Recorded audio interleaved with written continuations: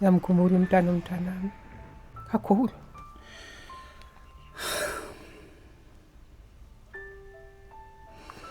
Angilali Jabu ngingamkhumbulanga.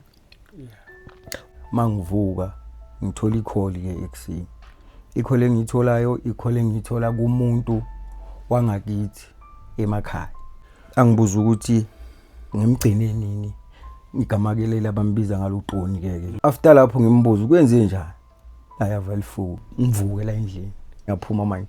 Ngiyafonela ifoni yakhe ayingini. Ngize ngigcine ngifika ehostel. Nangifika ke ehostel ngiyabona la ngiqhamukela ngakhona kunabantunyana. So mangiya lapha eminyango wakhona ngingena.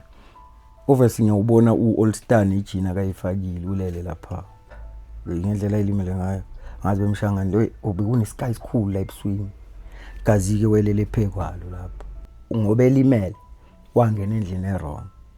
Kweza uma bembuza ukuthi ubani. Washo wathi hayi uhamvela semnambithi uze kuba fowabo bakamvelasi nani. Uma efika amaphoyisa uthi ngaleso sikhathi amaphoyisa afika besaphila.